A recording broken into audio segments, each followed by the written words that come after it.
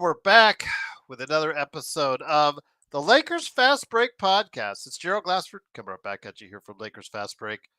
Pop Culture Cosmos, where we cover the latest news and trends in pop culture each and every week, twice a week, wherever you get your podcasts. Of course, also Gerald Glassford from Inside Sports Fantasy Football. Catch that when we come back to you with some more great episodes. But again, Pop Culture Cosmos, wherever you get your podcasts. Also, as well, the Lakerholics crew, you know they're happy after a tough sledding with a couple of losses that they shouldn't have gotten. They did finally get the win. Lakerholics are going to be telling you about it upcoming at Lakerholics.com. Also, a good friend as well, Mr. John Costa, Clutch Talk and Lakers Corner. Hopefully, he'll stop on by. Also, as well, of course, Empire Jeff TV covering the Lakers and the Dodgers. And happy birthday to you, Daniel Berry Sports Highlights. Yo! Go ahead and make sure you like and subscribe. All those great places, all those great people, including Stone Hansen, including DBASH, including Empire Jeff, including Legend 350, including Alfred Esmond, all these great folks, including Lakers Live as well. Shout out to Lakers Zach. He is going to be watching the game in Denver coming up on Saturday, so shout out to him as well. Of course, Clutch Talk and Lakers Corner, all these great places. Please like and subscribe, but don't forget to like and subscribe to here at the Lakers Fast Break. It really helps out the channel. We're over 2,200 subscribers strong, and we need more. We need more. We're greedy like that, so go ahead and like and subscribe to help us out. Get us on those algorithms and go ahead and make sure you do your part by liking and subscribing. And also as well, if you want to become a member, emojis, badges. Also as well, of course, I put videos on some occasions straight to members first. We go ahead and post sometimes from Jamie Sweet, his 5 things articles. Sometimes you might get an article from Xbox. Sometimes you might get something from me. Sometimes I put polls in there. But you only get that if you become a member today for just $2.99 a month right here at the Lakers Fast Break Podcast. Yes, Lloyd, you're so funny. Ha ha, ha ha, ha ha. With Luka sitting out tonight on the back-to-back, and also Vando as well, the Lakers headed out to Portland for the formerly known as the Rose Garden in Portland to go ahead and face off against the Trailblazers. During the beginning, though, it looked like it was going to be an easy game for the Lakers. Unfortunately, when you're out on the road on a back-to-back, you always have to worry about how it works out in the second half. In the second half, Portland started to come back, tied the game on a couple of occasions, actually took the lead, I believe, on 1 or 2 others. But LeBron James and Austin Reeves, they carried the team today with outstanding scoring performances. Yes, they were very sloppy between them. 17 turnovers. But when it mattered the most down the stretch, the offense centered around those two, and they delivered. First off, with LeBron James, big game for him scoring-wise. 40 points for the 40-year-old. Also as well, 8 rebounds. 4 assists, yes, 11 turnovers, but 4 of 8 from 3, 8 of 8 from the line. Austin Reeves, 32 points from him, 12 of 13 at the line, 7 assists for him. Yes, 6 turnovers. I understand that. I know you guys are going to target both them on their turnovers. The offense did not move as clean as I was hoping, but unfortunately, it didn't look good there. They were still able to close it out strong in the fourth quarter and get a 32-25 advantage in the fourth quarter to pull it out with the victory, 110-102. They're still in 5th place in the Western Conference, but they are now 33-21. I'm going to go ahead and verify. Yes, still 5th place, 11 games back in the Western Conference. Waiting for the guys to show up and get over here one more time. But I'll tell you what, I'm so happy to see you guys out there. Truly appreciate you joining us. YYC made 9 threes and we won. That's pretty good. Yes, I know, but the 11 turnovers, a lot of people are going to focus in on that for LeBron, and the 6 turnovers for Austin Reeves. I get that as well. But you know what? I will take the win any way we can get it. 33-20. And here today to go ahead and discuss it is a good man indeed. I know we give him a lot of stuff and he gives it right back to us and then some, but he is. Yeah, You don't give me nothing. I give you a lot, man. You give me Yes. nothing. I got nothing. I'm Teflon.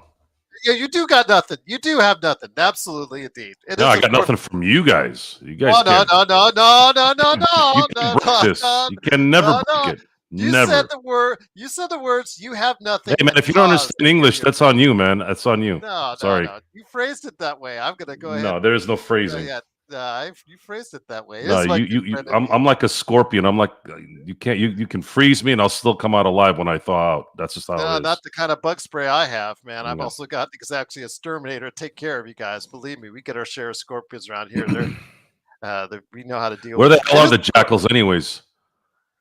Oh, well, jackals. No, we don't deal with jackals out here. But it is, of course, my good friend indeed. It is a guy who watched Team USA lose in hockey, but still managed to keep his eye on what's going on with the Lakers. It is, of course, Ox1947 at LakersBall.com.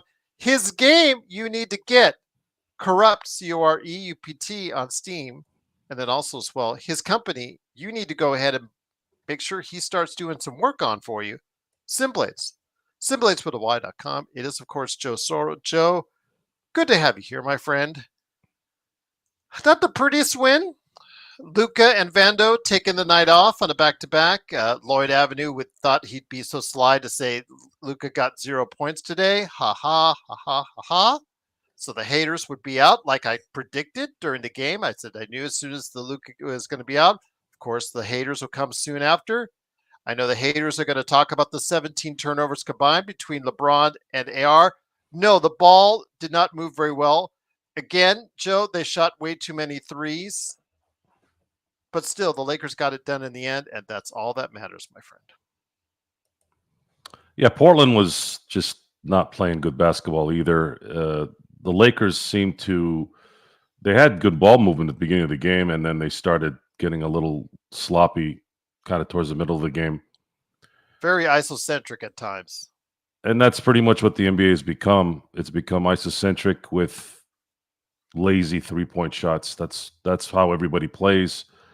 And the reason why I think they play this way is because if you play traditional basketball where you go in and out like they used to, it takes too much time to score. And if it's only going to be 2 points and it takes you 20 seconds to score, the other team can just go and hit a couple threes and you're already behind the 8 ball 4 points. And I think throughout a game, I think that's what that does. Now, it doesn't make the game look pretty, which and because NBA basketball players have become soft, injury prone, and I'm going to get to that with this Victor Wembanyama thing because this is just the injury. The injuries in the NBA have gotten like today. It clicked on something to me tonight, and I'm going to ask some questions and try to figure out what in the hell is going on. Victor is actually one of those guys that has good diet, that does a lot of yoga, stretching type stuff.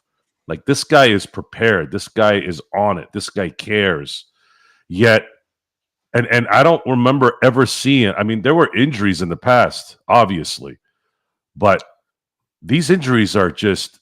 People used to play 82 games a year. They used to go. It would take a broken bone to on the legs to get you to not play. Now there's all these things coming out, and I'm just curious on what the hell is going on. It's a nasty blood clot, though, Joe. So that's why It's a blood clot. It's a calf. It's a groin. It's a broken femur. Whatever it is, what superstar in the NBA right now is actually playing without some kind of injury? It's just and something that's going to take him out for the year. It's just something weird with this stuff. Whatever it is, the diets, whatever supplements these guys are taking in.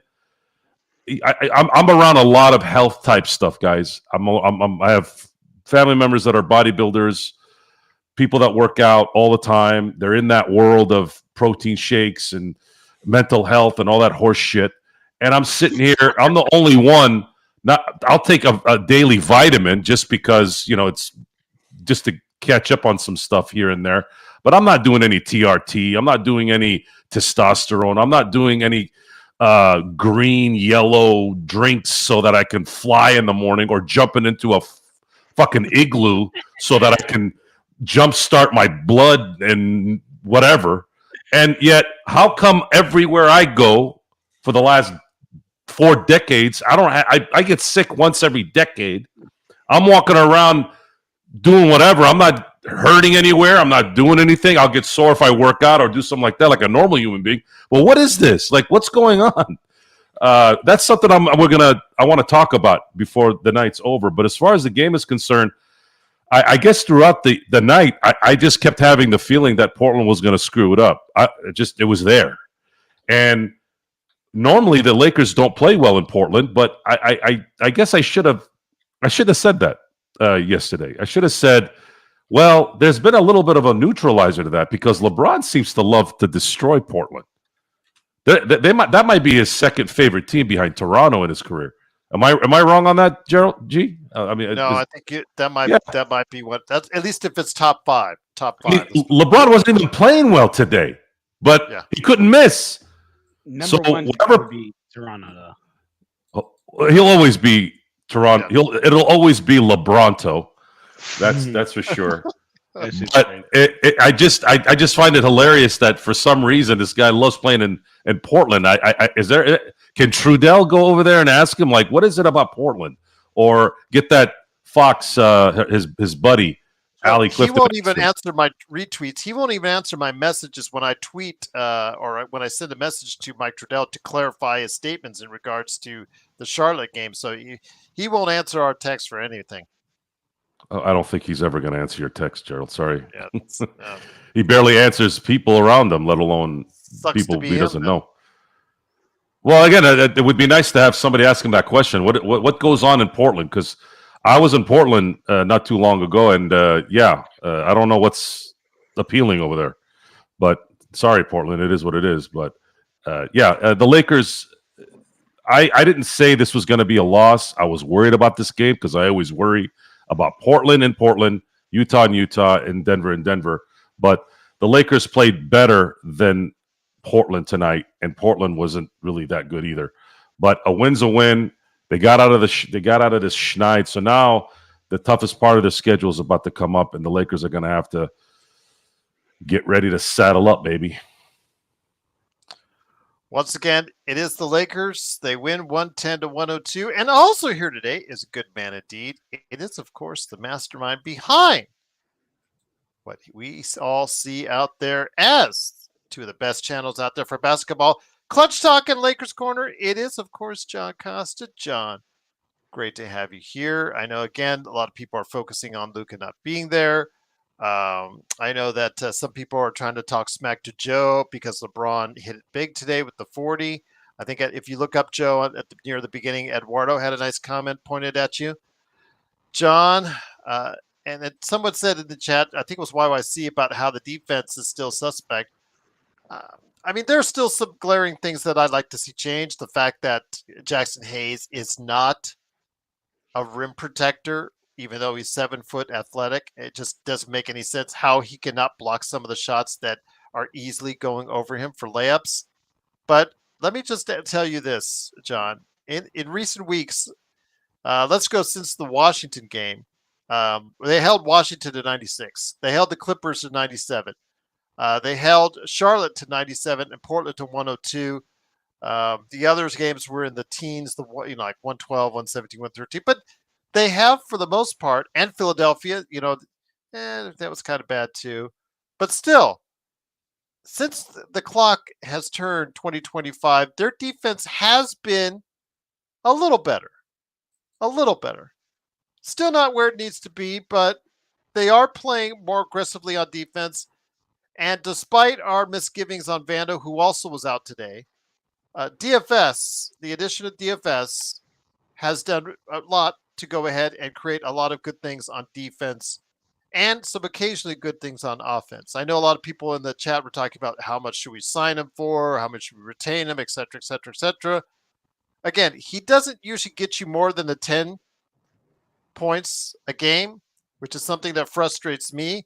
He did get to only 10 today, but he did some clutch things near the end of the game. And of course, the biggest factor when he was on the court, the Lakers were plus 20. John. Absolutely, and our defense has gotten better, and I'll give credit where credit is due, and especially based on my expectations. Because losing Anthony Davis, I thought our defense was going to plummet, and it did plummet, but I thought it was going to plummet a lot harder than what it actually did. But to your point, though, Gerald, we have been playing some rather weak competition in those games that that you mentioned to me, the Hornets, the Portlands. I mean, Clippers are probably the teams that you had ran off, probably one of the best teams that you listed there, and that's not even like a top team that we should be comparing ourselves to because I'm the type of guy where the bar's high, Well, there's a right? team right below us in the standings. Absolutely, right? But if we want to get to where we want, if we want to, raise up Larry OB, if we want to even be in that direction, not saying that, that's a realistic opportunity this year, but if we want to even start to look towards that, we need to, compare ourselves to the top dogs in the league. And comparing ourselves to the top dogs in the league, um, that did it does us no good comparing ourselves to the Hornets, the Clippers, and whatnot. But credit where credit is due because our defense absolutely did improve. But a little bit on today's game, man, I'm I'm happy we won the winnable games because I talk about this all the time. Don't lose winnable games, guys. Don't lose winnable games. But damn, it really took a 40-point game out of Braun. It took Austin Reeves playing 40 minutes for us to get a win on the freaking Blazers, y'all, ah, playing down to their level. It's the same shit I said last time when we played the Hornets. We played down to these teams' levels every time we play a team that's weaker than us. Every time we play a team that I don't give a fuck if Luca's there or not. Why do we play down to their level? And to me, that'll be a question that um, we gotta. I'm always gonna be forever trying to figure out because to me it's just it's ridiculous, man. I feel like we have to get punched in the mouth first. It's every time we play these weak teams, something has to happen to wake us up. Something has to happen for us to be like, oh, okay, fourth quarter, like the Lakers, they went on that like 12 and I don't know 14 to 3 run in the fourth quarter. We only had to go on that shit because we lost the lead in the third quarter. Something had to happen. Something had to punch us in the mouth for us to get there. Come on, man. I just think if we can bring it early, um, give these guys rest, be able to get it done easier, more effective wins. You know what I'm saying? And I'll shout out one of my homies that I play basketball with a lot. He always tells me like, John, when you're hooping, just take these dudes 2-3 dribbles and get to the hoop. Any more than 2-3 dribbles is just you just doing too much at that point. You exerting extra energy because any good basketball player should be able to get by somebody with 2 or 3 dribbles. So I say that to say let's have some effective wins and not exert unnecessary energy by playing LeBron James 35 minutes and forcing him to score 40 points and my boy AR 40 minutes. But good to be here, and I'm happy that my Wi-Fi is fucking working because it was ass all game long. It was so annoying. Nice. So I heard and kept on hearing, but it was great to have you, however limited it was, on playback along again with Zach, Danny, Sports Baby, Xbox, Nick, also as well, of course, Shano, Magic Man himself, leading the charge. It is, of course, the Lakers fast break. The Lakers do win 110 to 102. Again, they're 33 and 21, fifth place in the Western Conference. Joe, who are they playing next? They're playing Denver in Denver, a team that's won 9 in a row. You couldn't get them at any worse time. Jokic is doing those video game numbers like he did tonight. What, 29, 17, and 9? Murray has started to play well more consistently. 34 points tonight for him. Add in a dash of Aaron Gordon and enough supporting cast. They look right now like one of the hottest teams, if not the hottest team in the NBA.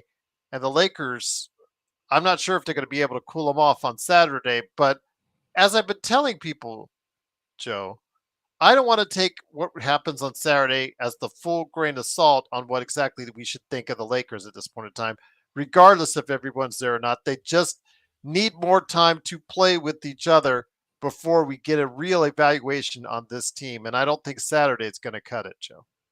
Well, they're not going to be able to freelance like they have. They're going to need to play fundamentally sound basketball. Make sure you got to go into this game like it's a playoff game. Mhm.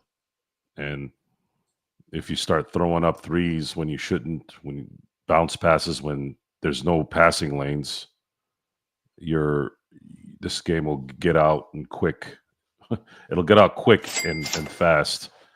And next thing you know, you'll be down 12.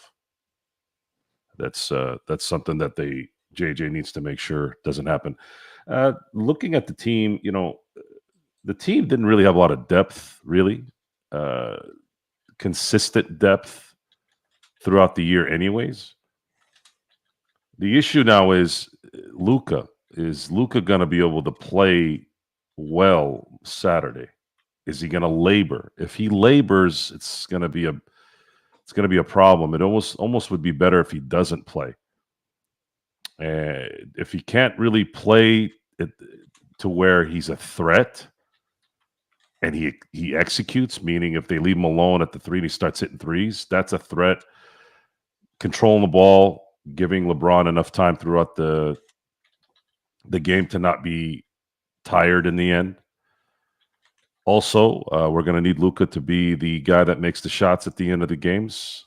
There was a pretty scary statistic that our friends shared today. Matter of fact, my cousin also sent it to me afterwards, and it wasn't good.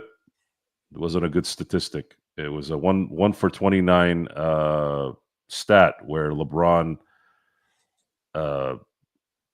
when LeBron performs when it's 5 seconds or less to take the lead, or was it tie as well?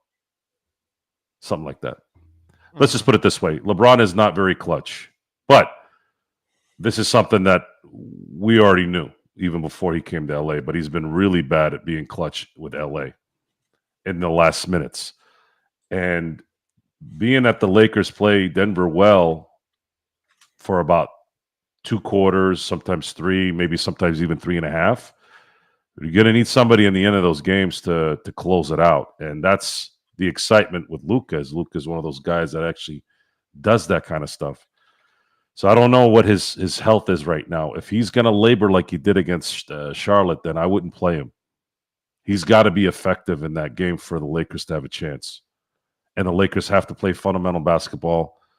And I like their energy. I like how hard everybody's playing. Jackson Hayes is playing hard. DFS was the X factor tonight. Matter of fact, he had the best plus-minus for the night. And he made some crucial plays, whether he was making a shot or getting a rebound or getting a putback. Rob, I kind of equate the DFS trade like the Ariza trade in 2007. He could be that guy, that under the radar, even though there was a lot of rumors that we were going to get him. But he's that player. He's that role player that can make a difference in certain plays during the game when your team is at full peak. And that right there, guys, is what we have to wait for. We have to wait for Luka to get back to 100%. Otherwise, I don't know how this is going to play out. Even when he was 100%, there was still going to be a lot of effort that was going to be needed. But when you play in the playoffs, when you get to the playoffs, and if they can get a first-round home court advantage, then things can get interesting, especially with what happened with Boston last year. They were able to avoid every primary player that they played in the first 3 rounds, and then they were fresh as hell going to the finals when they met Dallas, whom beat really the 2 best teams statistically at that point, and then struggled to kind of get back that magic once they kind of ran out of gas towards the end there. So we're going to have to be patient. We're going to have to wait. All this talk, all this nonsense about did Luka do this? Did this guy do that? Just watch the games and just stop talking. Yeah, Go ahead, watch John. the game. Watch the game and stop talking. Sure, that's cool. No, I'm just kidding. But Riddell, brother, he just he responded to my comment. He said, "I don't think anyone's playing." He said, "I don't think we're playing to anyone's level. I'm not sure if these guys are that good. They seem a bit sus to me." Absolutely, but I can confidently say that we are better than the Blazers. I can confidently say that we are better than the Hornets. So when we have a game down to the wire with the Blazers and the Hornets, to me, we're automatically playing down to their level. If we're better than them, this game should not be coming down to the wire. So that's what I meant to say on that. But absolutely, I agree. There's some things about this team that extremely has me sussed out. The rim protection, the lack of paint presence, the just the lack of continuity that the players have. But there's a lot of things that definitely sets me out. But I can 100% and confidently say that we are a far superior team than the Hornets and the Blazers. I speak the truth. John, get off the weed, bro. Lakers got to play better, bro. Lakers absolutely do got to play better. I speak the truth. Not one time have said that they haven't. Time and time and time again, I have actually uh, got on them when they haven't played, which is what I'm doing right now, kind of, and what I did in last night's stream. When you play down to a team that you're better than, play down at their level, then you have to play better. And it's what I've been saying. So, yeah, I speak the truth too, brother, and I just spoke the truth.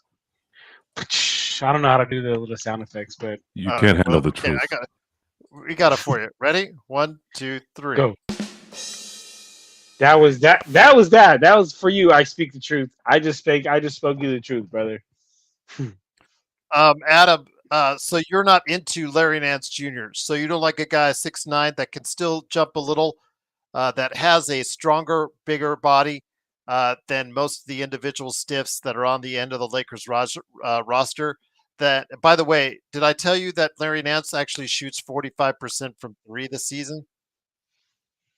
Yeah, that silence on your end, Adam, says it all. So yes, you like the stiffs, I like actual productive players as far as my big man is concerned. But uh, I do appreciate Nick T sending out there his thoughts in regards to the super chat, and also as well, of course, our good friend No Joker as well. Joe, let me bring it back to you. Nick T says we beat Denver already this season during the first week. That was a long time ago, and I don't know how much you could take away from that. That was a completely different team at that time.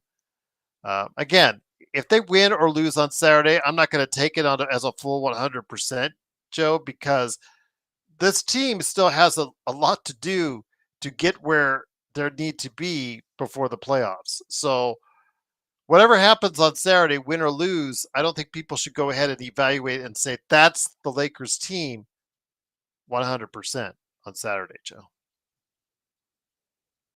When did we beat Denver? He said during the first week. I'll have to verify that. No, we didn't. Case. We lost to Denver. Then we played Denver in November. We lost. Got our ass whooped. I was sitting there going, "What?"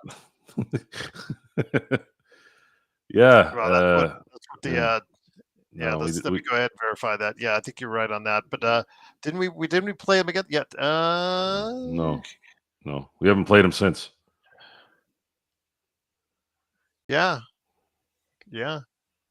But yes, tough to answer your question on Larry Nance. Yes, he couldn't shoot past the free throw line when he was with us, but he has developed a jumper since then. But he's not being waived. He's not being bought out. So there's no chance to get him. At this point in time, Joe, it looks like our roster is what it is. And with that said, Joe, what evaluation are you going to make of the Lakers on Saturday against Denver? Natalia, I probably wouldn't double. I wouldn't double Jokic. I would let him do his thing and try and stay in front of every guy on that team. You know how Michael Porter Jr. is and Jamal Murray. They play like Jerry West and Kevin Durant in his prime. They don't miss against the Lakers when they have open shots. You drop a second defender on Jokic and you're gone. You're a goner. If you're gonna do a double, you better get him away from the elbow or the paint, anywhere near that area. Hell, I don't even know if you could even do it near the 3-point line because he'll just shoot a three over your guy. So that's where Jackson Hayes can be effective. The problem though is he's the only tall guy really that can ball, which leaves the lane open, which means you got to have guys really, really stick to their guy. And the Laker players sometimes tend to fall asleep and lose their guys. It's going to be a very hard assignment for 48 minutes. It's going to be very hard. They're going to have to be very disciplined, and JJ is going to really have to figure out a way, since we live in a world now in the NBA where defense is really not that important. People can sit there and argue this all day, and I don't give a shit what you say. The NBA does not play defense anymore. Even if there's series or there's sequences where the defense helps the team win, you still can't really play defense to win games. You still got to make shots on the other end. And the Lakers are going to have to make sure that they wear out Jokic, wear out Jamal, wear out Michael, wear these guys out on the other end. Otherwise, they'll be fresh and they'll be running around and making shots because they have a mental edge already on the Lakers. That's why they need Luka. But really, if Luka is not able to be effective in this game, I don't know how they're going to win this game. Denver would have to be so arrogant and just making mistakes, kind of like how Portland did tonight, for them to lose this game. I was going to say about that double. I think that's like the worst thing you could do with a player like Jokic. But if you are going to send the double, you can only send it on the dribble. When he takes that first dribble, that's the only time you could send it, because that's the only time that we could possibly have a chance of being able to get there without end up getting burnt. And Denver literally plays too. They play at their best, to be honest, when Jokic is getting doubled. So yeah, I don't know about going like any player, no matter who they were. They did this to Jordan. They try to do it to Kobe. They try to do it. So both Jordan and Kobe are right-handed shooters. Jokic is a right-handed shooter. If you're really gonna try to get him uncomfortable, try to make sure he goes left. Now he'll still do that one drop shot. And another thing with Jokic is, for some weird reason, he always makes this weird wild shot at least once during a Laker game. For sure. So let him get that shot early so that you don't have to worry about it the rest of the game if you have to. But make him uncomfortable. If you have to trap him, make sure you trap him when he's uncomfortable dribbling, like John said. If he's stationed and then you double, he's going to look over and go, and you're done. You're going to be toast. That's it. That's this is you're going to have to ball for 48 minutes. Otherwise, you're not. One dead spot in this game, and they'll go on a 15-0 run, and you're toast. And by the way, LeBron James. This is a thing for LeBron. LeBron, you really, really need to stop wasting possessions. Man, you got a really bad problem with wasting possessions. Austin got into that mix too. This Portland game and everybody follows the leader, guys, especially in the NBA, especially in basketball. Stop wasting possessions, especially when it matters. And every game matters right now. You are not Oklahoma City. You are not Oklahoma City, and you're not Cleveland right now, sitting on a 8, 9, 5, 6 game lead in for the top spot in the conference. If you wanted to do that when you had that lead, sure, I guess, but it develops bad habits anyways. I wouldn't do it anyways. And for God's sakes, why can't this team inbound the ball?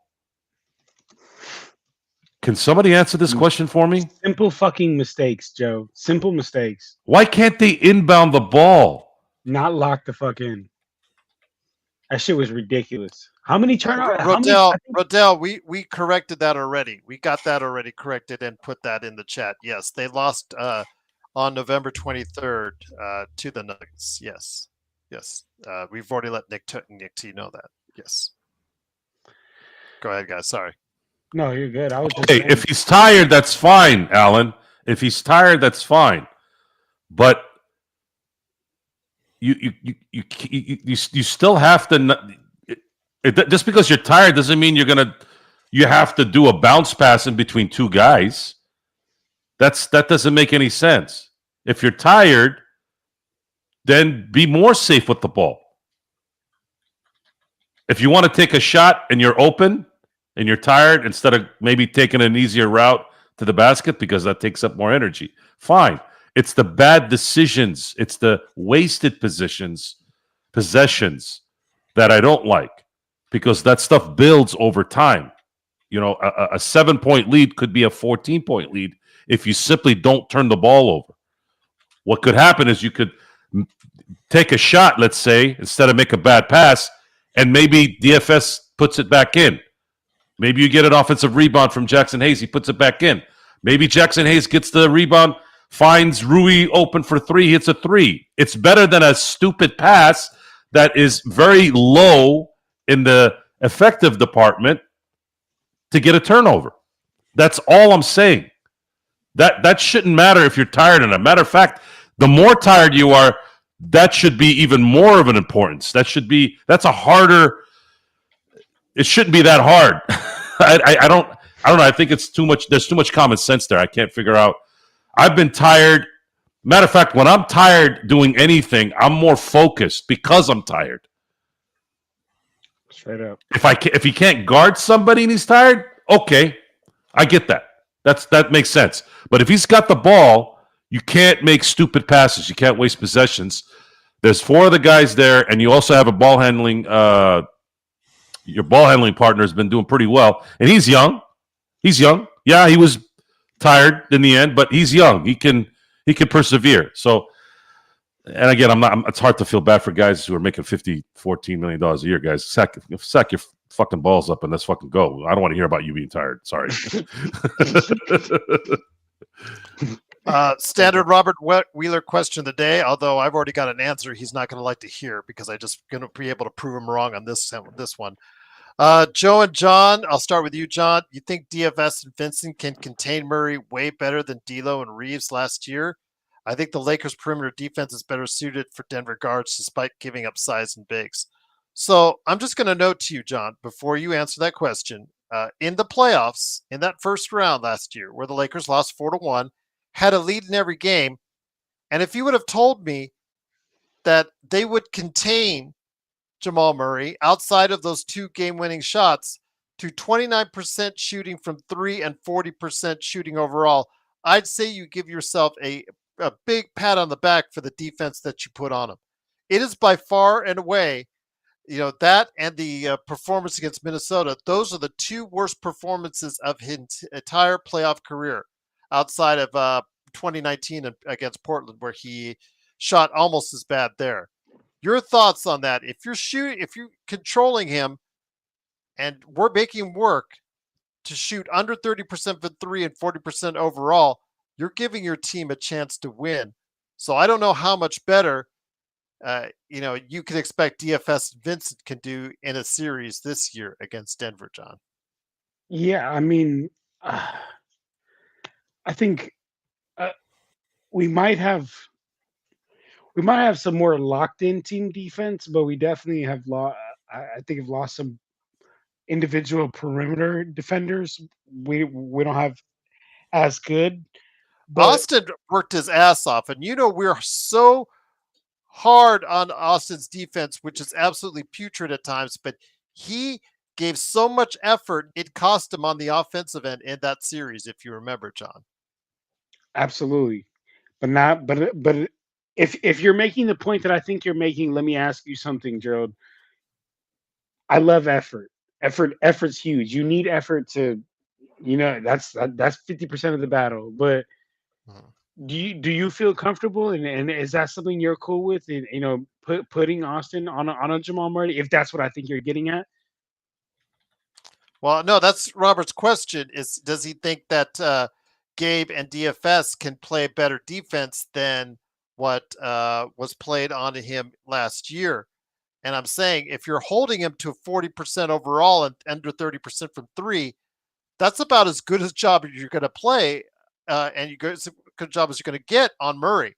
I don't know how much you're going to do better on Murray. If you're going into a series and you're saying, okay, by the way, you're holding the Denver Nuggets' second best player to under 30% shooting for three and his worst shooting percentage ever in the playoffs, I'd say you're giving yourself a chance to win. You just got to make sure you get every other thing in order as well. Yes. Okay. Well, then to answer Robert's question, yes. I mean, let's hope we can get that percentage even lower.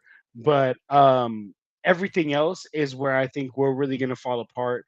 Is the the lack of paint protection. It's like we can't have any perimeter mishaps. And like I kind of think back to in 2020, a lot of our perimeter players knew we could have some mishaps because we had the Air Force back there. This time, it's not really the same thing. So I mean, I'll say like we're gonna have to have every other area locked in.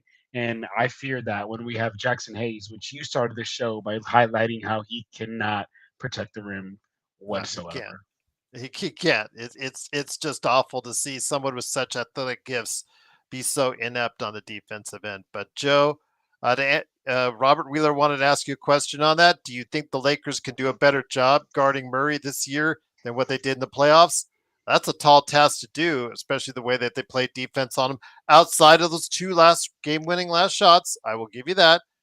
But outside of that, again, seeing the numbers, the Lakers did a pretty good job on him defensively in that playoffs. Although MY is saying he's throwing excuses out there, he was hurt. Well, I think no, I don't think DFS and Gabe are better defenders than AR and Luca, D'Angelo Russell. That there's no doubt there. So a little improvement in those two positions. Who was it that mentioned DFS guarding Michael Porter Jr.? I think that's a good matchup there for DFS. But what if DFS has to guard Murray? Well, it doesn't matter either one. The key it will be, and this means nothing unless Luka can play Saturday or any other day against Denver.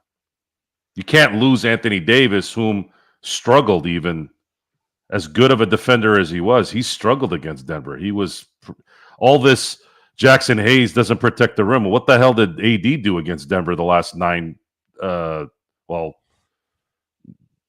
I'm just saying the playoffs, 9 games. He was not good at all in any of them, really. And they got their ass whooped again with him earlier in the year. So what is it? What do you want from Jackson Hayes that AD did? Because AD didn't do shit either in those games. So what you have to do with Denver is you got to make them work on the other side of the court. The Lakers didn't do that because they made stupid mistakes. They were contained. They didn't play fundamental basketball. They shot threes when they probably shouldn't have. They didn't. All they did was Floyd. All Denver did was Floyd Mayweather the Lakers every time they play them. Except this last game. They got blown out from beginning to end. What they do is they give them a false sense of security that they got a lead, that they're playing well, and then as soon as they turn it on, Lakers start folding. And then in the end, they know. In the end, they knew. They knew that AD would miss free throws. They knew LeBron can't hit last-second shots. And even if he could, he's going to pass the ball usually. Although he didn't do that a lot after the Reddish mishap from last year. He actually took the shots, got screwed in one of them in the Boston game. But 1 for 29 is a horrible statistic when it comes to arguably the greatest player of all time. Folks, 1 in 29, greatest of all time. I know the 40-point stuff sounds good, and it's nice when you look at the statistic in a box score, but guys, You have to look at the NBA these days, much like how you look at the NFL. You got marginal quarterbacks like Kirk Cousins. If you look at Kirk Cousins' statistics the last decade, he probably beats 95% of the great quarterbacks from the merger on. But would you put Kirk Cousins in the Hall of Fame? Fuck no. Kirk Cousins would have had half of what he did now if he was quarterbacking in the early 90s. He would have got the shit beat out of him. So you guys got to pay attention to the times a little bit. In the end, folks, it's how you perform when it matters the most. Why is Tom Brady the greatest? Why is Jordan the greatest? Why? Well, because they became big in big games. Now, you can look at baseball and say, well, Barry Bonds didn't win anything. He's the best of the last 50 years since Babe Ruth or whatever. There's another reason for that, but we won't get into it. I like Barry Bonds, by the way. He should be in Hall of Fame. But anyways, the key here is you have to watch the games and see what's going on. And you can't get enamored with stats. Stats do tell a tale. For example, a guard who scores 5 points a game versus a guard who scores 20 points a game, that's a big difference. That matters. But if you're scoring 40 points and you're not able to close the game out, what's the 40 points going to do? It doesn't mean anything, guys. And as far as tonight is concerned, I've gotten those turnovers out of the way here, and I'm going to go into the enjoyment of the game, the enjoyment of seeing someone like LeBron James where he is, dropping 40 points. This was an entertaining game. I actually enjoyed watching the game. But the reason why it's hard to really, really enjoy it is because every little thing matters right now. The Lakers don't have a margin for error. It's like you can never relax. So every win matters if it's there for the taking. But LeBron James continues to marvel in terms of his ability to continue to be an all-star in the NBA, a legitimate all-star, and dropping 40 points, sure, and getting to the basket and dunking on people. You can't take that away from him. But I'm sorry, folks, as much as those are fun to watch, I can't really embrace it all the way because I'm about winning. So I don't get off on stats. Like, I'm not sitting there going, yeah, LeBron got 40. I'm going to go tell all my friends tomorrow. And it wouldn't have mattered if it was LeBron, it was Kobe, or whatever.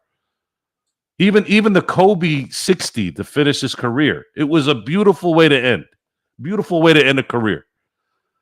But it's still, they weren't in the playoffs. It was a regular season game.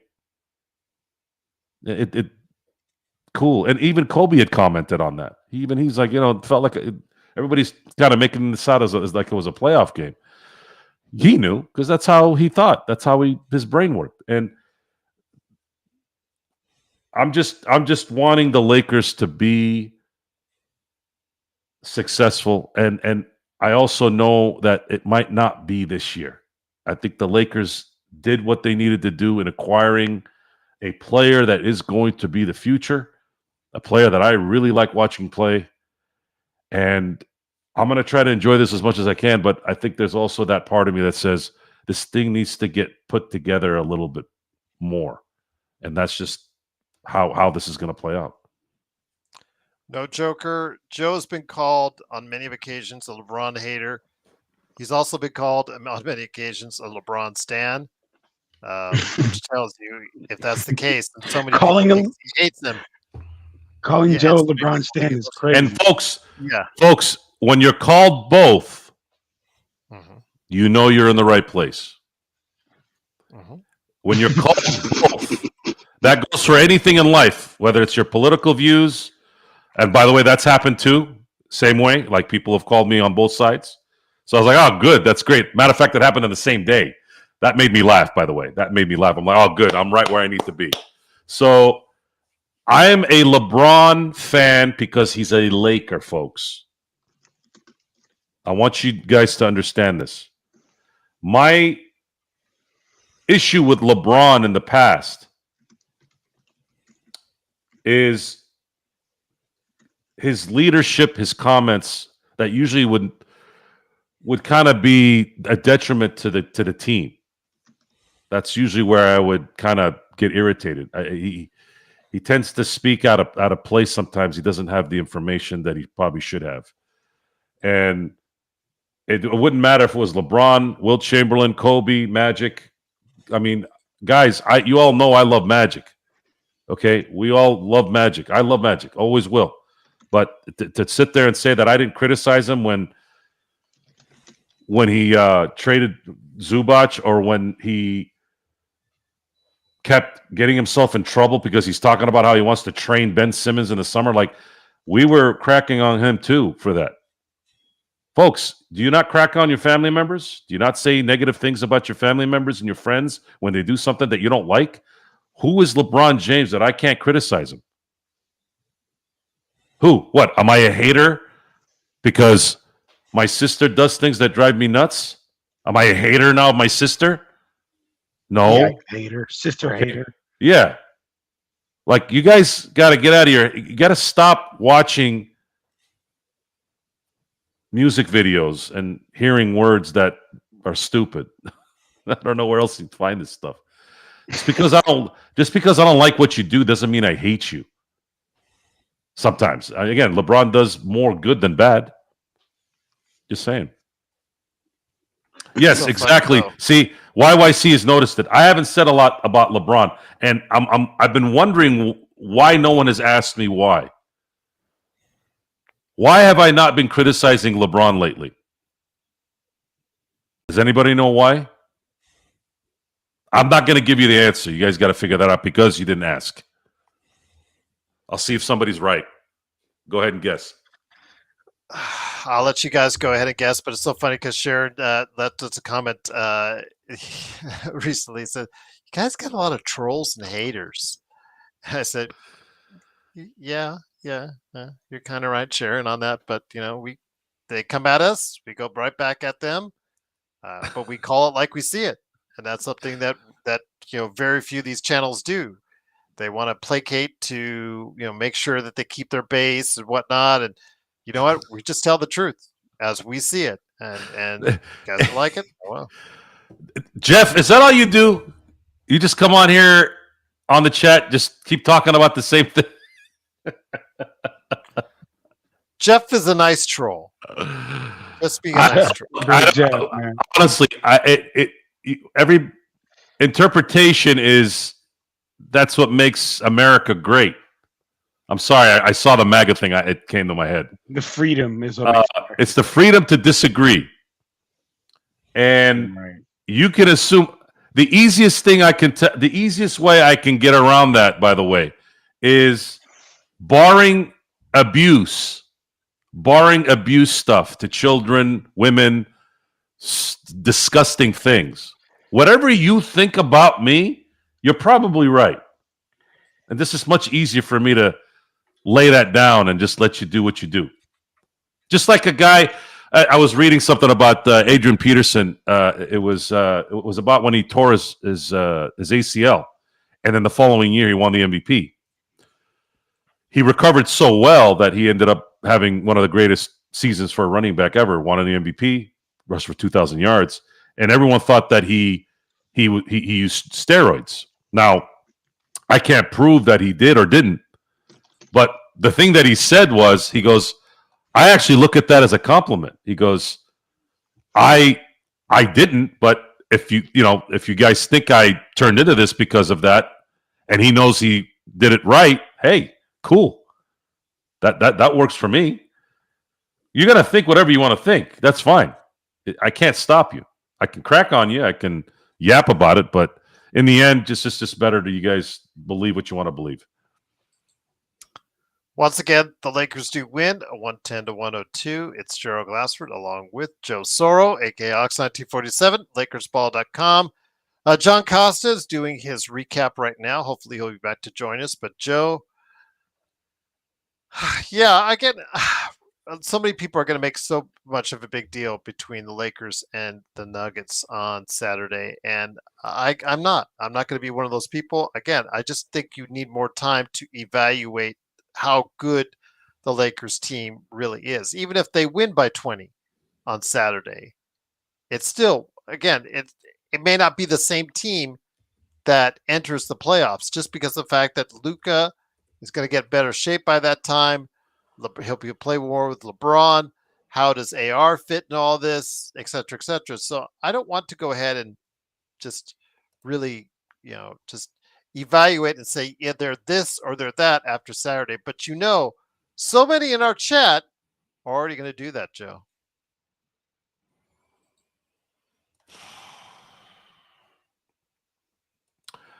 The crowd is getting larger. There's no way you're not going to get more criticism. And I don't look at. I It just gets don't. larger when we lose, Joe, by the way. Yeah, it is because people want to. Because that's when people have more energy to throw their their their axe to grind.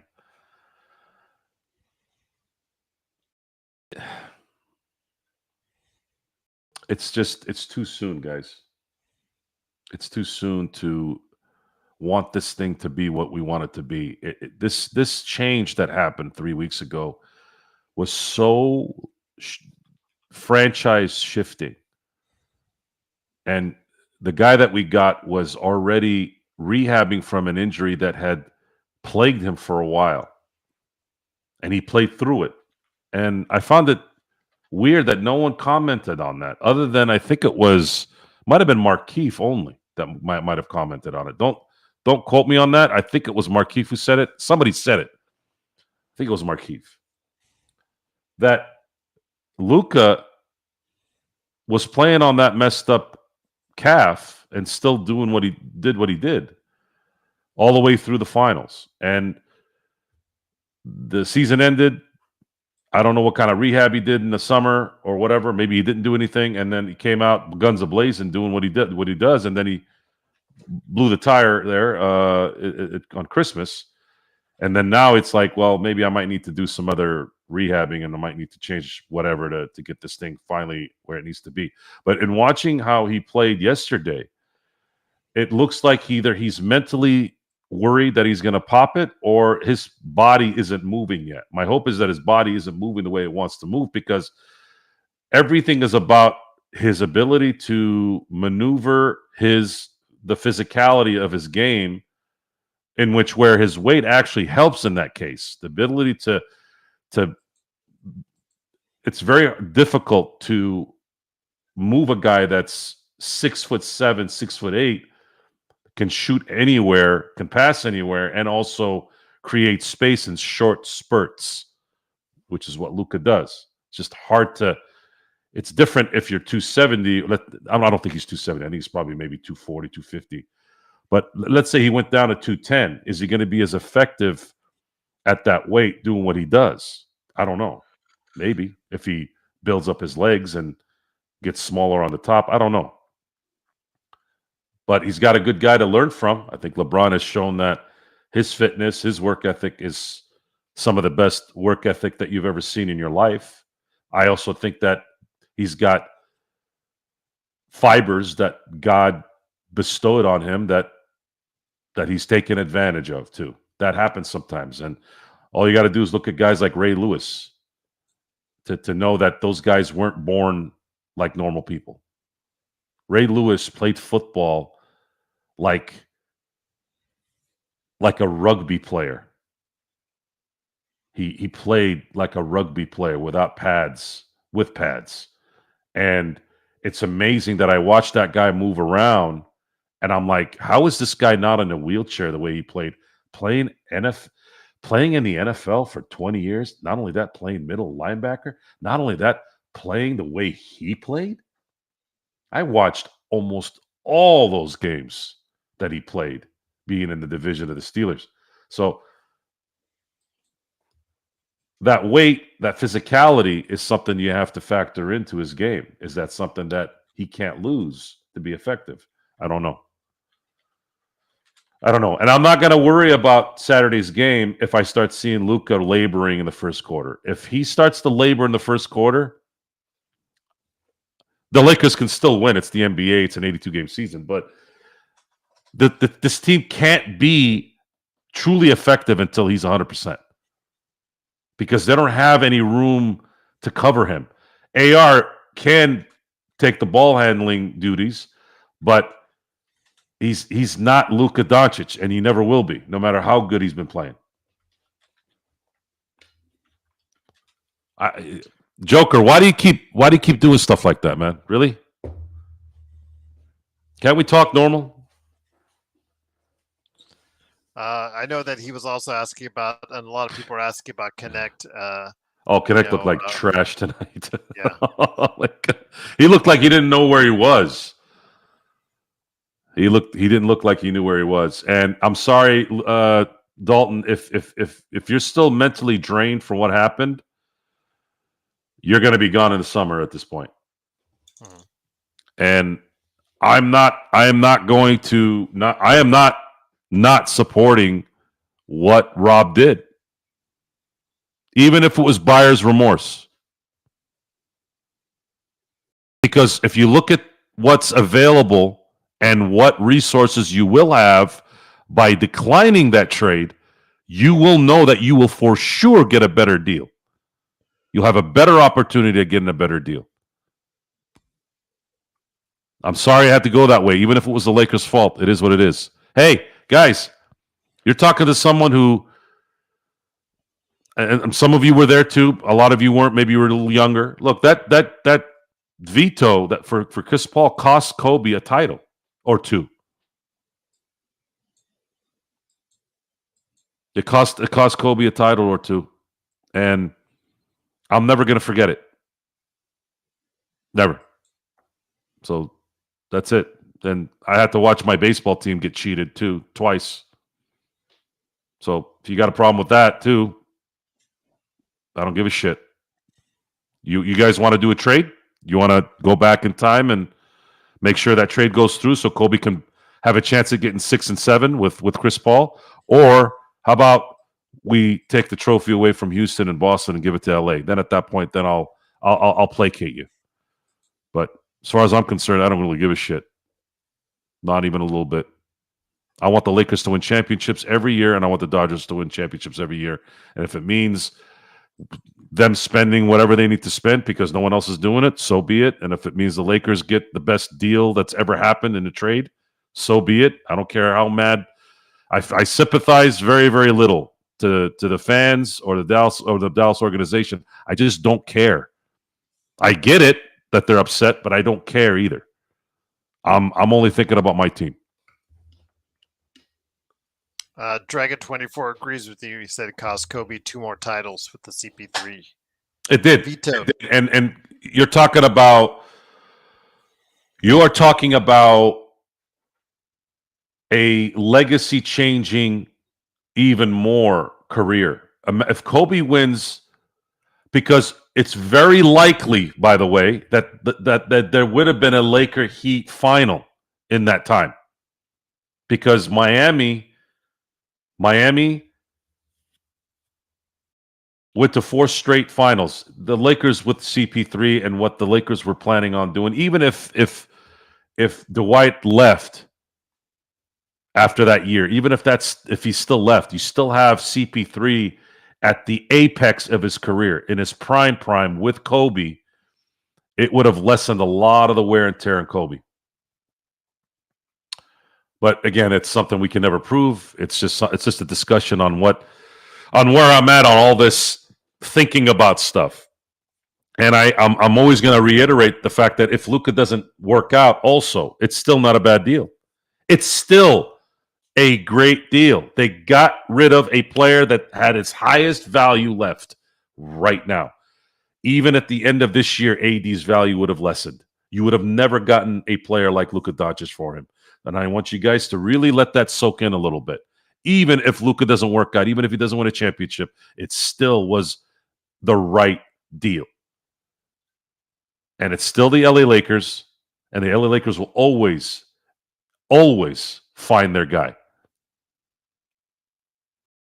because they keep doing it.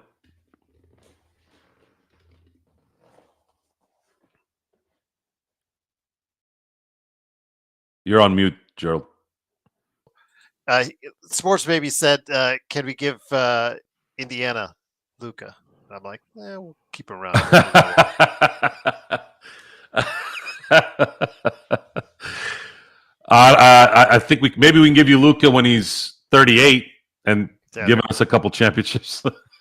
Yes, you give us one of your studs by then. I don't know. I'm sorry. I don't that's a good one. That's a good one, Juan. Lakers win 110-102. Joe, though, another concerning sign. It's not just Connect. The bench only gave us 13 points, although this has been a theme for the entire season. No Joker. We're not going to be able to land a center now. We have to wait until the off season for that, when you have to look into free agency and or a trade for that. I mean, there'll be some names that'll pop up as far as from Miles Turner on to beyond possibilities for the Lakers. So I know they'll do something in the off season. But for now, we do have the team that we have. And Joe, seeing the guys off the bench were kind of ugly. I mean, people. I think Thameless was telling us Jameson is the deal, and then I watched him do a jumping shot put from 1 foot and hit the side of the backboard on it. That caused, I think, a 24-second violation right after. So that didn't look pretty. He just does not look like he's going to be able to be the answer. Koloko has had several chances and hasn't been the answer. But 13 points overall from the bench, it's just not going to work. Not just because of the center position, but from everyone else coming off the bench, from Connect giving you a donut. It doesn't matter. We did not and cannot only get 13 points from the bench and expect to keep on winning the majority of our games, Joe. The bench will improve likely this offseason because there's a big chance that if the Lakers can get the center that they need, and maybe another player that could be a starter. I don't know if that's possible. We'll see. Then you can use Rui, and we don't know if Rui's going to be part of the package in these deals. It's going to be. I think let me just say this. I think you have to look seriously hard at trading AR and or Rui, because both of those guys, as we talked about on playback, those guys are going to want massive contracts in the summer of 2026. Will the Lakers pay those guys a combined 100, 125, maybe even $150 million in combined contracts for those two guys, Joe? Well, yeah, but they're going to have to pay somebody. Do you want to get rid of? Well, I'm just saying, but they themselves will be looking for that. If you're going to trade AR mm-hmm. and Rui, you better get somebody that's, of course, like I'm talking bona fide 1C. You got to get a 1C there, but then you still got to have some depth, and then you got to figure out what exactly is going to be the market for Austin Reeves. Is somebody going to finally pay him $30 million? Are you saying that? He's a 19-point game scorer in the league, Joe. So what do those average? Okay. So what is his market? Is he if he goes into free, let's say the Lakers keep him another year and the Lakers let him test the market next year, the following year, right? Mm-hmm. Is somebody going to drop a 4-year 120 on him? That's a possibility, especially with the salary cap going up. Okay. So the salary cap is going to go up. That's usually benefits teams that are over the cap, always. Do you risk? Is Austin Reeves worth $30 million a year? I didn't say if he's worth $30 million. But I'm just saying asking. I'm asking. I didn't say you said it. I'm asking you. Do you think he's worth $30 million a year on this team with Luka and LeBron? No. Okay. So now, how about this? What if LeBron retires after 2026? if you knew that ahead in advance, that maybe is a different story. But I think you lose a lot if you go from LeBron to AR. But then again, you're not paying him as much. You're paying him 30 million if that's the case. But I could see 20, 25 million, 30 million a year for him with whatever LeBron is getting, with whatever Luka is getting. Having to build around your team, that's going to make it really hard, Joe, if you're paying all three of those guys. You got to pay somebody. Now, do you want to pay somebody why who not spread it around a little bit more? Why not spread it around a little more and try to get a little bit more quality depth on your team? who is quality depth that's going to take 15 mil per? You'd have to have the Detroit Pistons of 04 to do that, and that's rare. You're not going to get those players. You're going to have to pay 3 max contracts and then pray to God you can somehow get at least 2 or 3 more guys that'll get paid less that can be real important role players. Going to be very difficult. I mean, some of our audience says yes. It's doable. No. He's not. I wouldn't take. If I'm Reeves, I'm not taking an extension early unless it would be the market that would likely be a year from now. I'm not gonna fault the Lakers if they keep him for 30 mil. I wouldn't sit there and go, "Oh my God, this was a bad deal." What the Lakers need to figure out is how are they going to acquire the players that they need to make this at least a bona fide, safe 7-man rotation.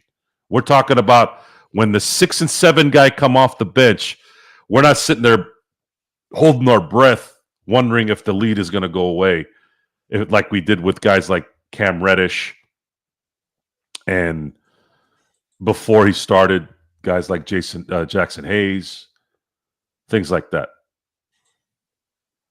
It's a difficult question to answer. The talent in this league is so limited, and the ones that are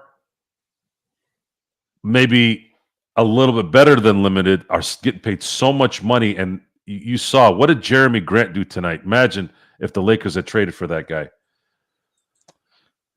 Almost nothing, Joe. The guy was useless. Where was DeAndre Ayton? This was the first pick in the draft that Trae Young and Luka Doncic was in.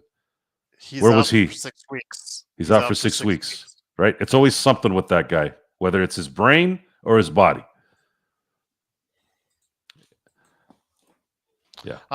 But even our audience is divisive on that as far as how much do you commit to AR? But you're right. If I was his representative, I would not take an offer early. I would not take an extension offer early because he can get the most and maximize it the most in the summer of 26 when the cap rises, and there'll be more than just Brooklyn Nets that have cap space to be able to work with their books, Joe. I'm thinking I'm not too worried about AR. I'll worry about AR after 2026. Let it play out. I believe that the Lakers will entertain trading Rui, Gabe Vincent, Vanderbilt, and whomever is on a last year's contract here this summer. That's going to be tough to trade that Vanderbilt contract, right? But yeah. Again, we're talking about there's some assets that they still have, and I am no longer going to say a trade is going to be tough anymore. Okay, even if it is. Nothing is well. We said that nothing is impossible now. Yeah, nothing is impossible now. Yeah. Nothing. Yeah, nothing. I mean, I will now will probably believe that Nikola Jokic traded to the Lakers. What? I will believe everything until I don't see it. At this point, this is I'm still in. The shock is still somewhat lingering, but it's starting to become normal. You get used to it, but yeah, that's a good one too, Jack. Thanks for mentioning. Yeah, Kleber is also an expiring contract.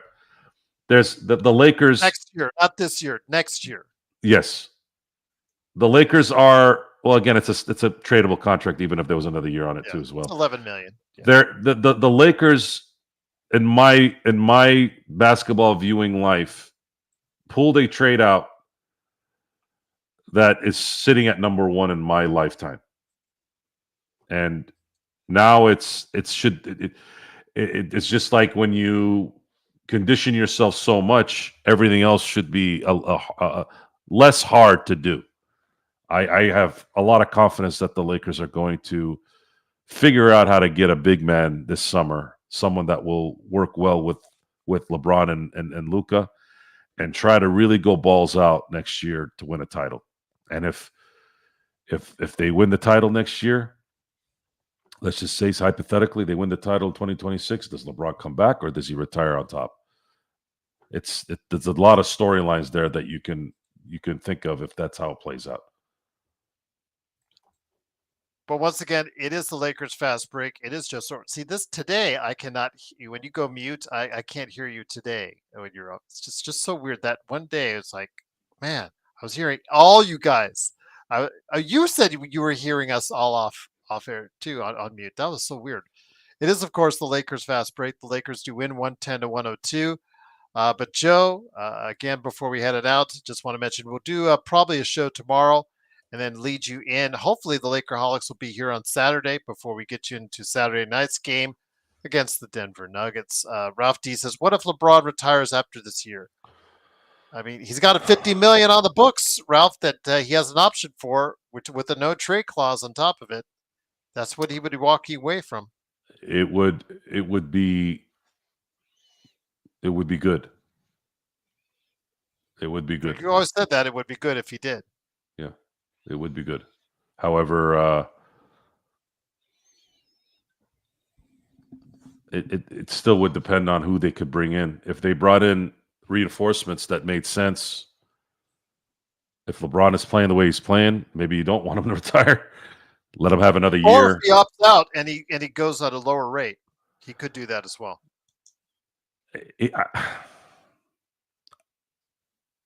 I'd have to see it.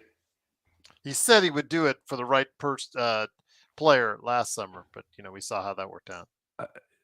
Who is that player this summer that the Lakers can acquire to where it would justify taking a pay cut? I don't know. Better not be Joel Embiid. Most of the players out there that might be hinting at wanting to leave their current teams, guys like Giannis. I don't know if there's going to be a chance to get those guys until they can actually really go into free agency. Better not be Joel Embiid because he did. I don't know if you caught his comments after the game. He said, "Yeah, he's going to have to get his knee right because they said there's something really wrong with it." And I'm just like, "Oh my god." Joel Embiid said, "quote He needs to fix the problem in his left knee in order to get it back to the level he's played at in the past." No, I'm not talking about Joel Embiid. I'm talking. No, I'm just saying. I was putting that in as far as because I wanted to give people an update on Joel Embiid because they got their butts kicked by Boston tonight. This team is going totally off the rails after going all in free agency and getting Paul George and looking like they were going to be a super team, and it's been anything but. And again, we're already looking like Joel Embiid's going to be needing some off-season knee surgery as well. Naz Reid has been a name I've been seeing, and I think somebody had mentioned it even on here for a small blip. He's got a player option here at the end of the year. When you're talking about the perfect player for this team, that would be it. Mm-hmm. But I don't know how you can get him on. They're going to be in the first apron, which means they can't really pay him the full MLE. Is he going to not? He's probably going to want more money. So, and I don't see Minnesota trading in conference to make the Lakers better. I don't know. It's. I guess at this point, I'm glad I'm not the GM. But we didn't see that before with Luka. So it's a decision that the players will have to make the decision, because you got all you ever could have ever wanted with this Luka trade. You would have never gotten this trade at any time in life other than when they did. There's no way that would have happened at any time except the way it happened now. And the players are going to have to decide on what they want to do. They voted for the CBA. They knew that maybe they did, or maybe they didn't know what it would eventually be. It's gonna. I'll tell you this: the last couple of free agent summers have been pretty bad. This one's going to be exciting, much like how the trade deadline was on this one. Very top heavy, but still very impactful.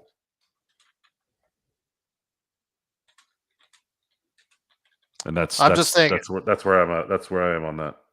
Well, I'm Sharon. I'm asking to clarify. You said you would not like to see LeBron take a pay cut if he plays next season, if he asks for the team to go ahead and do so. If they somehow magically can get a player or two that can help solidify this team even more. Okay, Lloyd. What if she's saying? What if Luka and LeBron both leave this season? Luka leave the season? He said, "Yeah, those are exact words." If you want to take a look at the chat. Well, let's look at that. Let's see if that's possible. Luka right now is signed through next year, so he can't leave this year. He can't. He has a player option in 2026. Yeah, he can choose to opt out next year. And then if he wants to get back a lot of the money he lost because of the Supermax Knicks from the trade, he takes a 2-year +1, and then which would take him into 27, 28, and then he can opt out of the deal again after the 28 season, and then sign a 5-year, $418 million contract. It would end up being, from a gross standpoint, bigger than what he would have gotten in Dallas. He'd have to wait a couple of years, though, to get it. The thing is, he would lose more money in taxes in California. However, I do believe that he would get more endorsement money as a Laker than he would as a Maverick. So, but I don't know what those numbers would be. But I have a pretty good feeling, especially if he wins a championship between now and 2028. He's not going to get the money.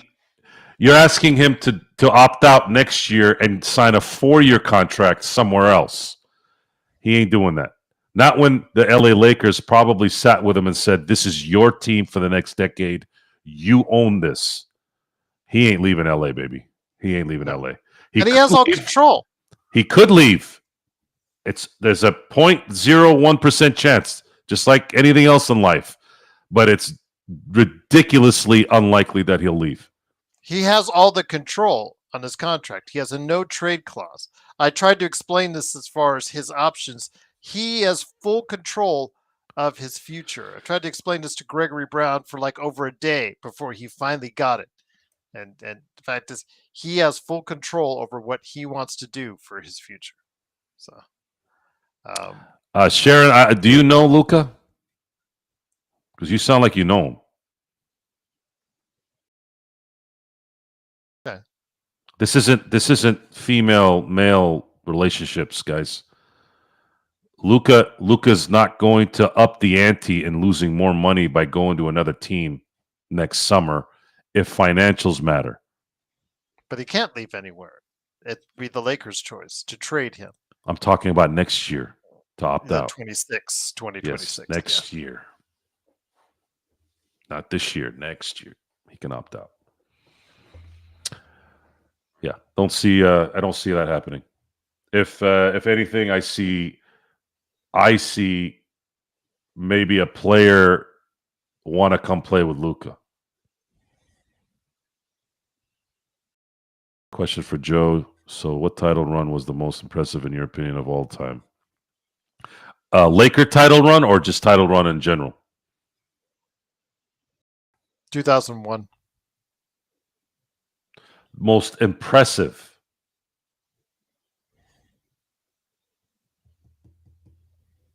I'm waiting for her to say Lakers or in general.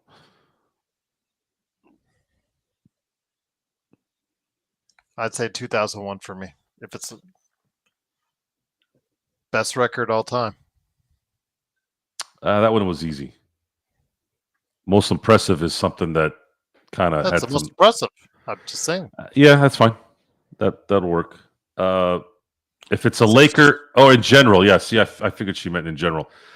Honestly, the most impressive title run I saw from a cohesiveness, who they beat, who was involved.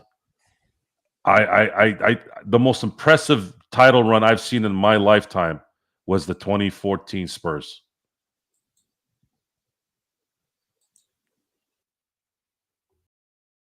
I was not old enough, joke.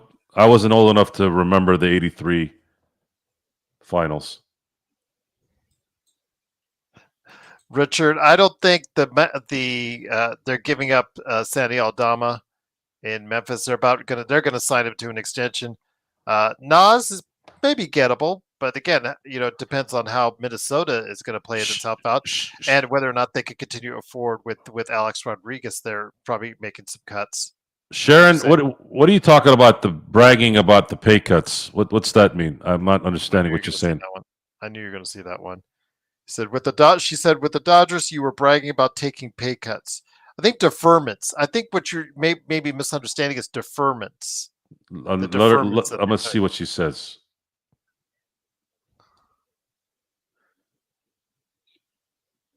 Okay, Jeremy says the 2016 Cavs. Gasol didn't pick the Lakers either in 2008. That worked out pretty well. Yes, it did. Shout out to Gasol. He still looked good the other day. Okay. Richard says they can't afford to sign. First of all, I'm gonna explain this real quick about the pay cuts with the Dodgers. When you look at Teoscar Hernandez, according to Teoscar, he had $6 to $7 million more offered. It's not confirmed what team it was, but I'm pretty sure it was the Red Sox. He decided to go to the Dodgers. He took $6 to $7 million less to stay in LA. That is a pay cut. 6 to 7 is a lot of money, folks. That's a lot of money to say no to stay at home. Tanner Scott had more money. I can't remember who that team was. Had more money that he could have taken. Might have been the Red Sox there as well. He didn't. Took the lesser deal. And what happened in that deal is the Dodgers gave him an ultimatum. He had to make a decision the day he signed. He's like, look, we need a decision by this time, or we gotta move on. And he signed the deal at that point, but he would have gotten more elsewhere. So that's another pay cut. Who else should I say? Snell, based off of what Corbin Burns got, if he had waited out a little bit longer, he probably would have gotten over $200 million, especially after what Burns got from Arizona, because he's better than Burns in my opinion. But he didn't. He took less because he's like, I got to go to LA. I want to win. I'm tired of this. I'll take 183. So, and I'm not going to discuss deferred money. Folks, they've been deferring money in baseball for the last freaking billion years, okay? Go read a book about it. Bobby Bonilla of the Mets. The fact that Mets fans were bitching about it made me laugh. Bobby Bonilla has been paid in deferments. It's a holiday now in the summer. Bobby Bonilla Day. My kids know about the Bobby Bonilla $1 million a year deferment until Jesus comes back. So why are they complaining? This shit's been happening since the 90s. And by the way, folks, the Dodgers didn't go to Ohtani and say, hey, can you take $680 million deferment? He brought it to the table. You know why? Because he wants to win. Oh, and you know why he did that deal, by the way, too, folks? Because he's in California, and the money being deferred at another time somewhere else will save him a boatload in taxes. Know your economics, folks. Know your numbers. These guys have $1 million accountants and CPAs that know more about numbers than we'll know about breathing Oxygen. And I'm going to say it again, Gerald. I don't give a shit if they spend $1 billion a week. Every championship the Dodgers win, I'm going to celebrate. And if you got a problem with it, you can eat shit. I want my titles back from 17 and 18. I want them back. You're not going to give them back to me? Fuck you. Then let them win 5 in a row then. Now on a $700 billion payroll for all I care. Fuck that. No. And I'm going to watch every single game, even the Cactus League games, spring training, Tokyo games. I'm going to watch every single game this year, and I'm going to watch the World Series and the 5th inning again in between it. So suck on that. I'm not telling you that, Sharon. I'm just saying in general.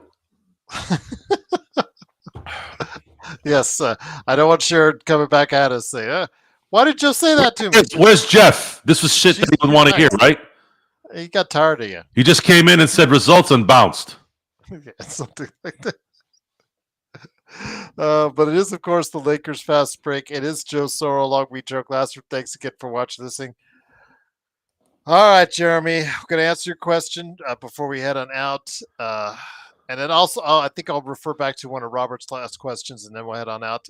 Jeremy says, best player on the Dodgers. Ohtani. I think that's an easy question. I mean, I saw him do the bullpen session. Guys, and this is another thing. Dodger fans are just as stupid, too.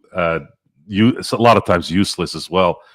My God, the bunch of fucking pussies, my God. Every time, maybe they shouldn't pitch him. Maybe they should just let him DH. Would you shut the fuck up already? Okay?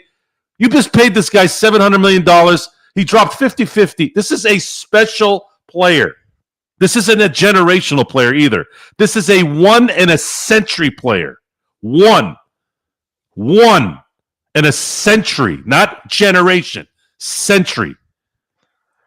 I'm just going to say, I asked you that, Joe, because remember, as an Angels fan during that period of time, you saw what the Angels did and how they mismanaged him. So I'm just saying, he's had two rotator cuff surgeries. No, it's just Tommy John's. Just one or two Tommy Johns. Two. But So this new surgery is, I guess it's going to be the new, apparently, allegedly, yeah. And I'm going to take your word for it, Joe. I'm going to take your word for it. I just asked myself because I was one of those people saying, but you know what? If you say it, then I'm going to go run with you on that. So I do want to say again, thank you again for everybody joining us. Before we head out, Robert was asking about Luka. Your thoughts on him? In fact, actually, several in the chat have said that Luka, they feel is going to dominate on Saturday. He's going to come back strong and make a point on national television. I hope so. I really hope so. If he comes back Saturday and starts dropping threes with his step backs and dropping dimes. Look, that first game he played, how many alley-oops did he get, Jackson Hayes? I think it was 3. What was it 4? Or I don't know. I think LeBron had one too. Oh, that's right. Okay, yeah. Joe, if the Lakers somehow pull it off this offseason, would they be the? Yeah, my God, yeah, probably. Most impressive Laker championship? Yes, absolutely. Considering what they went through, yeah, let's go ahead and run with it. Yeah, that's that. There's no doubt. It would be oof. That would set the. Man, you think the NBA would be dead after that? If the Lakers win a championship, there's gonna be so much heat. Thoughts on David Ortiz? My dog. I like David Ortiz. I like David Ortiz, the baseball player, and I like the fact that the guy got shot and survived. It's pretty crazy. Badass. Pretty badass. All right. Well, again, I hope Luca does light it up on Saturday. But before then, we are going to go ahead and hopefully have a show tomorrow night. Go ahead and discuss even more what's going to go on Saturday. And then, of course, hopefully the Laker Holics will get together for a Saturday show as well to get you prepared for the Lakers and Nuggets. Please stop on by for that on our playback.tv/Lakers Fast Break. Apologies we couldn't get everybody VIPs, but now with Luca being here, everybody seems to want a VIP. But again, thanks for joining us. As Sports Baby said, Sports Baby, it was great to talk to you actually on playback tonight. It was great to have you there along with everybody else. But any last thoughts, my friend, before we head on out? It's going to be a nice weekend. Yes. Baseball's somewhat back. Lakers are playing Denver. Lakers are tied in the loss column for the 4th seed with Houston. Mm-hmm. They're slowly getting above that one the 1 point in the differential, in the point differential that was always negative for the first 3 months. Yeah, which is crazy because I'm looking at that and then I'm looking at the Oklahoma City Thunder. Their point differential is almost 13 points a game. And when you look at all the really good teams that have won championships, they're usually sitting around that number. So Oklahoma City, if Chet Holmgren doesn't turn into a China doll, China doll, would that be the right term? Like if you drop a China doll, it breaks. Yeah, fragile. If he plays, if he doesn't break apart, that team is going to be very, very good. And it might be a threat. It might be a threat to win it all. Xbox is so funny. Would you rather win close in Denver or win big? Big, Brandon. I always want to win big. Just want to win. I'll say this. Oh, hold on. Actually, I'm sorry, Gerald. I'll tell you what. I always want big because it's less stressful. However, a game-winning shot by Luka to beat Denver in Denver. Holy shit! This place, Gerald, I think we'd get 300 people that night, Saturday night, and the Stephen A. Smiths are gonna orgasm all over themselves on Monday. That'd be funny. I will say this though, Xbox.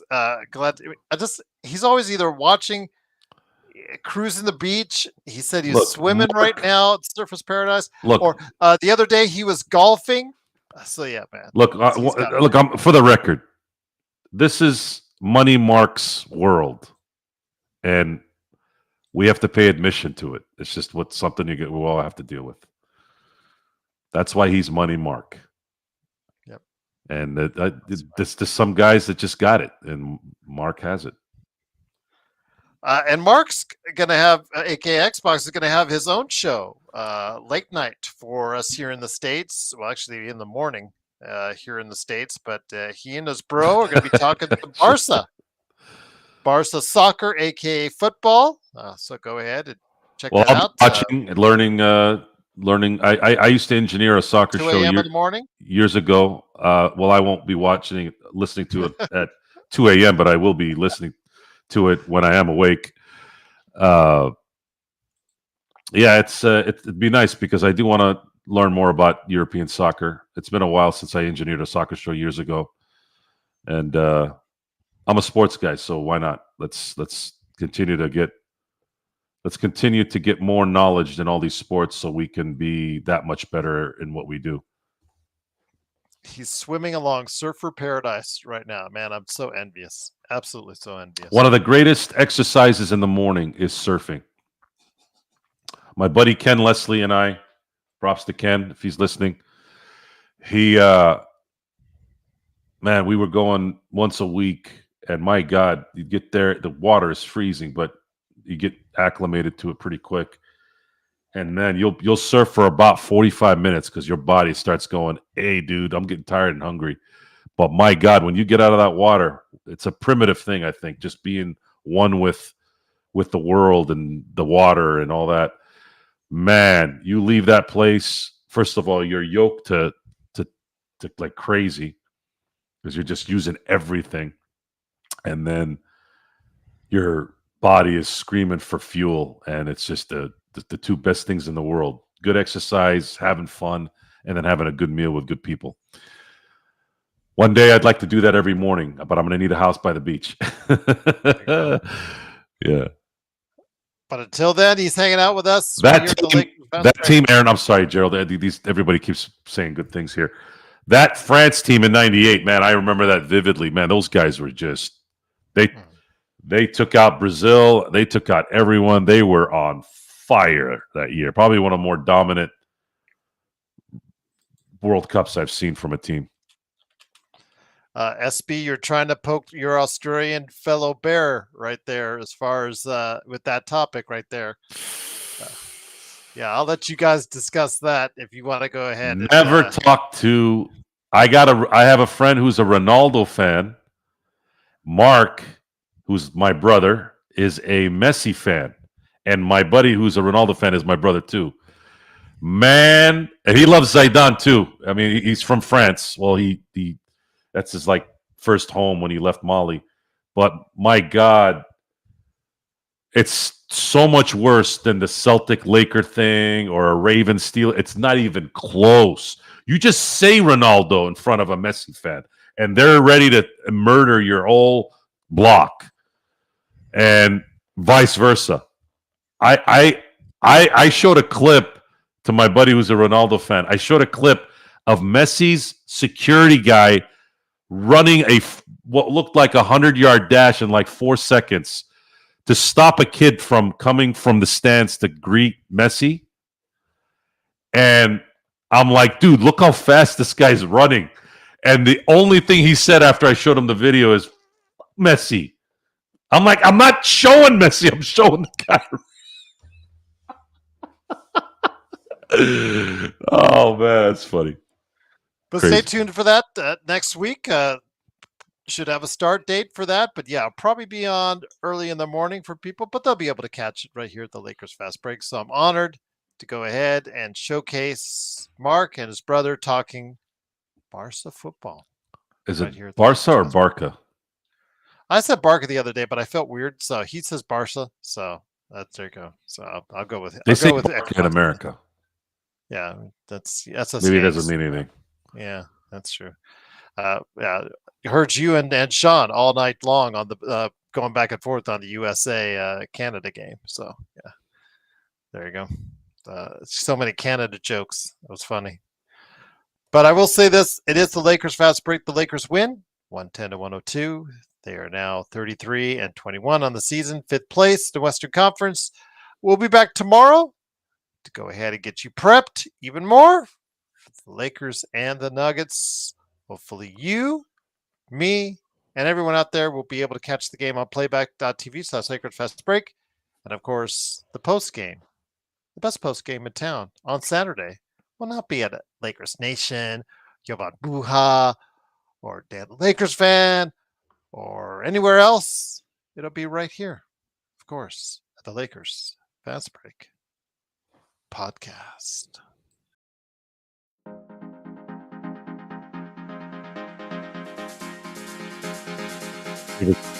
Mark. By the way, I'm going to table the Victor Wembanyama comments I wanted to make tonight. Oh, I'm sure you'll let us know at some point on tomorrow's show. I teased it and didn't even come through it. That's bad radio. Well, I'm sure you'll let everybody know tomorrow. I just did. Yes, I know.